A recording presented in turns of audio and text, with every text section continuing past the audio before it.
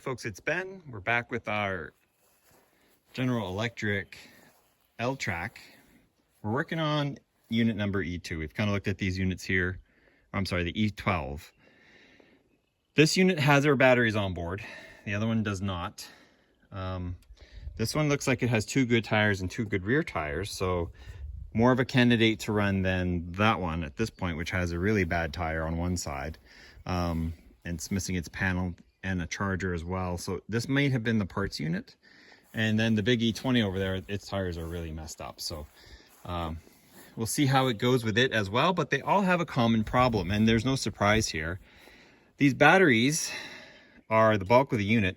So there's a steel plate that is the frame of the unit. So all the torque and tension is on this plate, and it's essentially kind of a big C channel with a lip on the inside, if you know what I mean. It's just strong here, strong here. This is decorative sheet metal to hold the battery box in, and you can see where that's plastic, you see, is kind of the plastic they use to contain the batteries.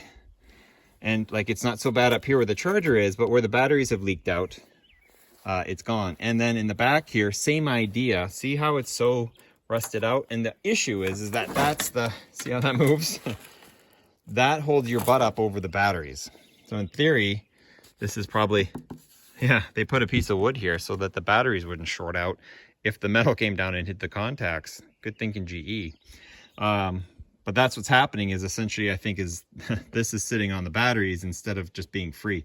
So our repair for the chassis anyway, if we can find one of these that actually runs, is that we'll need to come up with some bracketry or something to hold the seat up over the batteries and either weld or fix a panel in here to fix where it's broken. So, but I'm not moving these with batteries in them. That's crazy. And these are big batteries. So I was looking at this terminal thinking, how does that come off?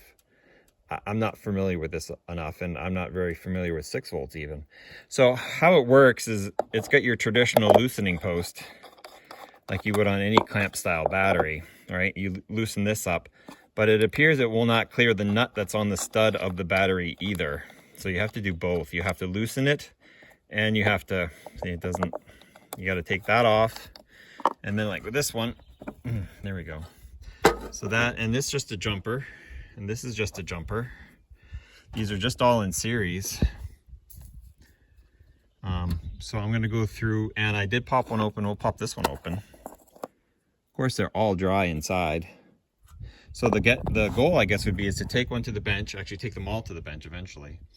Are they just cores or will they hold water again? I'm guessing they're all burst because they had water in them at one time. It's frozen, it busted the side, it leaked out that liquidy acid, which then rotted out the side as it stood in the forest or whatever.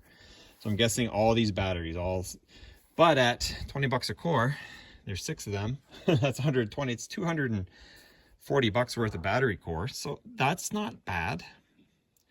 That'll maybe buy one of these tractors new batteries, right? We'll get some marine deep cycles if we can. Meanwhile, we're gonna use car batteries because that's what I got. So, and now I've got this one released, but like, it had a ghost strap, right? Like there. Yeah, it just comes out. So let me lift it up. This fender nope. I'm gonna put it on the trailer fender and we'll take a peek. So I used the just a really cool bungee with hooks on it and hooked it up and lifted it right out of here. And they are tight, obviously, for space reasons, and they don't vibrate amongst each other, right? But here you can see clearly on this one, they're done. They got frozen and they're bowed out like a bad battery should. And yeah, this one's just exploding out. So they leaked all their juice out. They'll never hold juice again.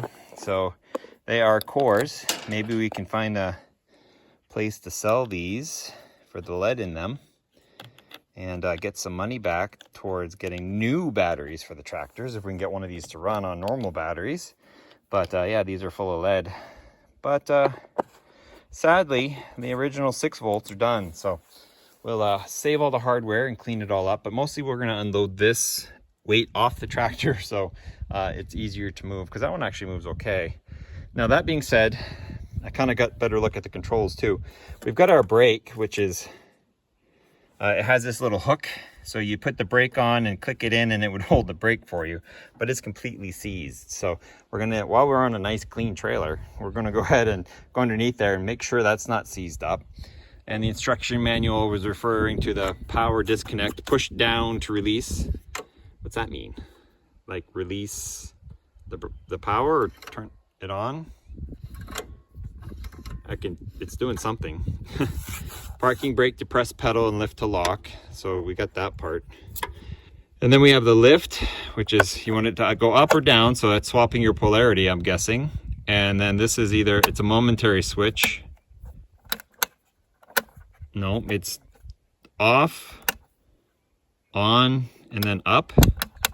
Why the three-way? Okay.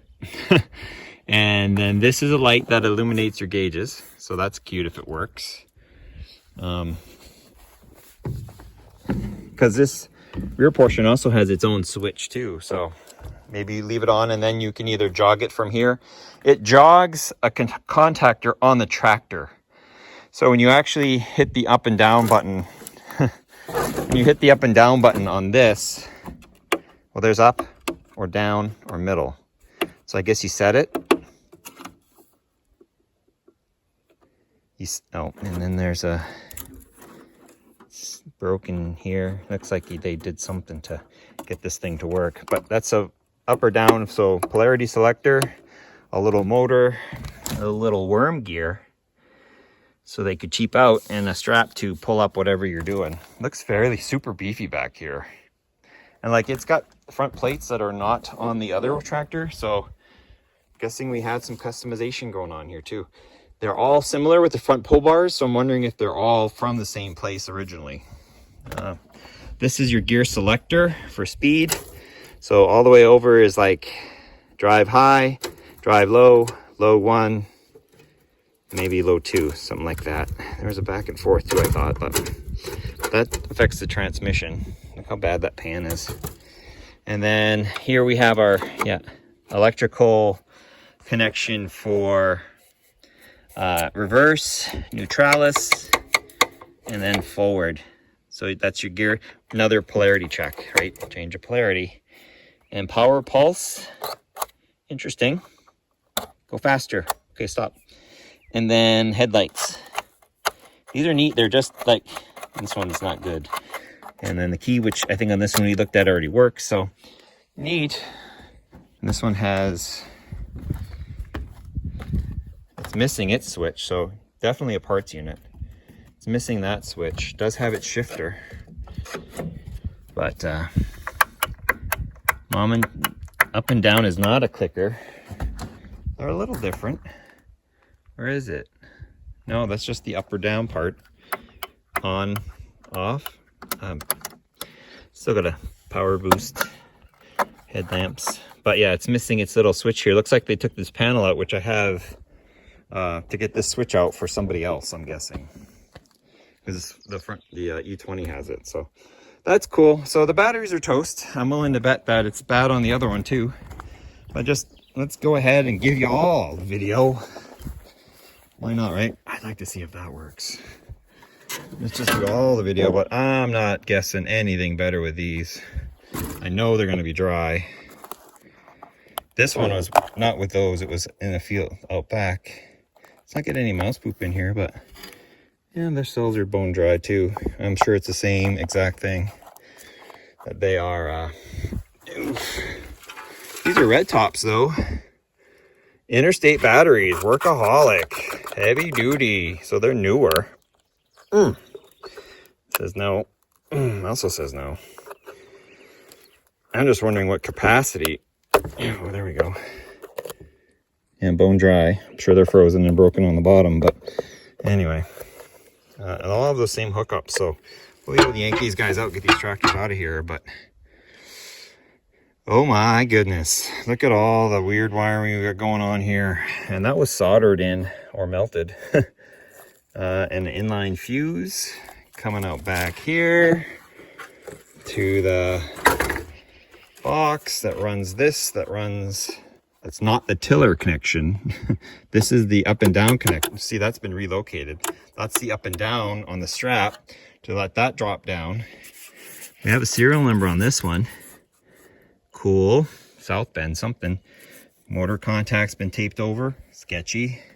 And then this massive power connection that goes all the way up to the front, to the accessory plug. So this could unplug if you were disconnecting it. So that's how you run your accessories. You run a massive cable, huge cable, DC power, high amp. Yeah, some line loss there. To run this beast,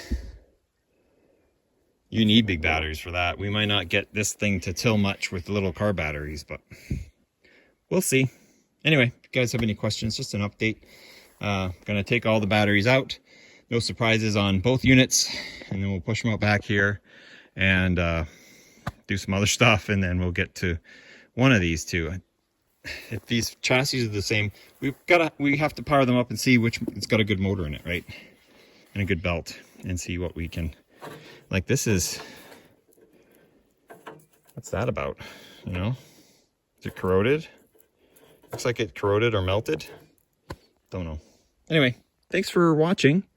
Subscribe for more, and I'll catch you next time.